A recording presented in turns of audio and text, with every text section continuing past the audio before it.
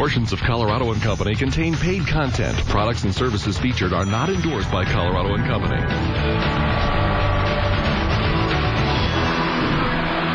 Ahead this morning, move over summer lovin'. It's summer studies. Author Angela Engel is here reading between the lines about helping to improve our children's education.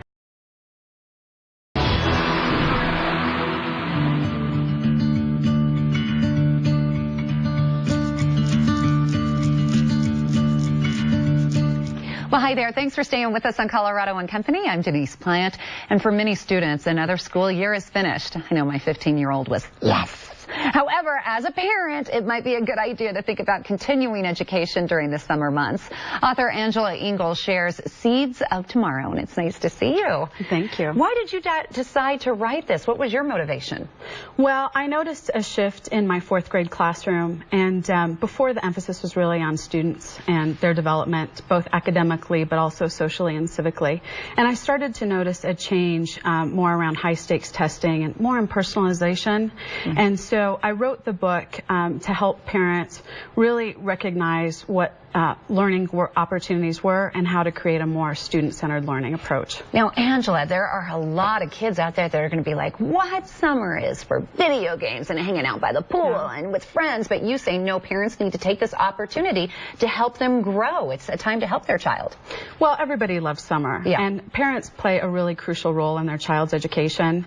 So this is a great time to have a child-centered approach to learning, and I've developed 4 steps really to help walk parents through that to develop a plan with their children. And the 4 steps can be found in this book, but also on your website, too. Yes, they can be downloaded on the website directly. Good. Okay. And the website is angelaengel.com. Mm-hmm. You can call 303-908-1954.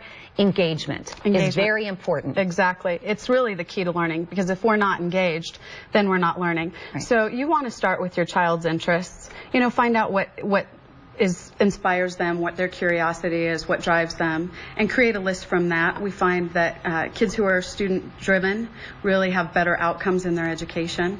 And you also say, get them out there, let them experience life. Right. You believe in experiential learning. Well, I think one of the big mistakes that parents can often make is that they sit their children down at the kitchen table with worksheets. Right. And we, as human beings, we're sensory, so we learn through our senses: smelling, seeing, tasting, feeling.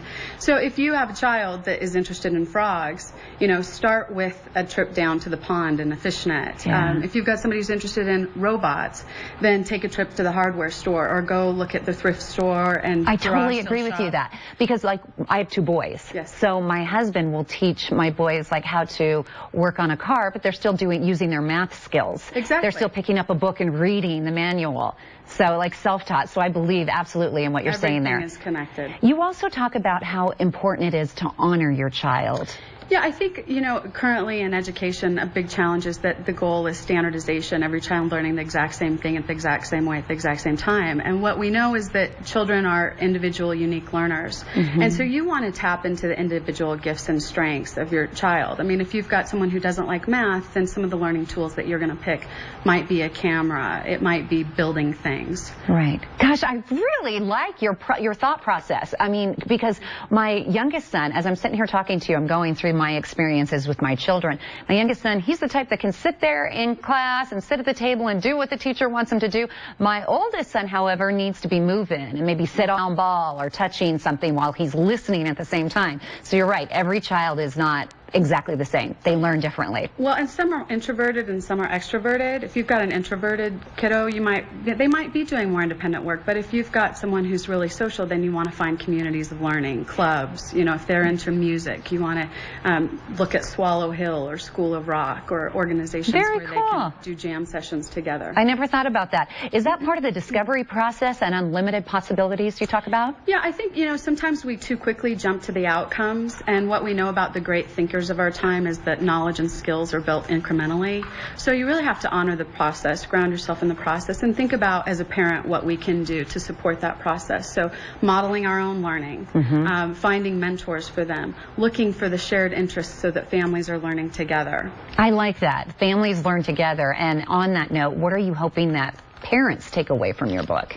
Well, you know, ultimately what we want for our children is to help support them into tapping into their passions, because that's going to fuel them for a lifetime. And so just following those steps, really work from a place of interest, finding rich, authentic learning experiences, making sure that we're building on their individual strengths and cultivating their individual gifts and abilities. And then finally supporting that process creatively and imaginatively from start to finish. And that's what leads to lifelong learners. And ultimately, that's our hope as parents for all our kids. Is that the key to help a child in class? If you have a child that just isn't motivated to learn, and you know this child is brilliant, but I got to hit that one core that he or she is interested in. Is that what you do to help motivate a child? Well, always start with their interests, because again, if they're not engaged, then they're not learning, and it's a matter of customization. So tapping into what makes sense for them, what's meaningful for them, what drives them. Well, you are brilliant. Thank you very much for coming on. I can't wait to read more of your Seeds of Tomorrow. Author Angela Engel invites you to learn more about her approach to learning. Please visit her website, angelaengel.com.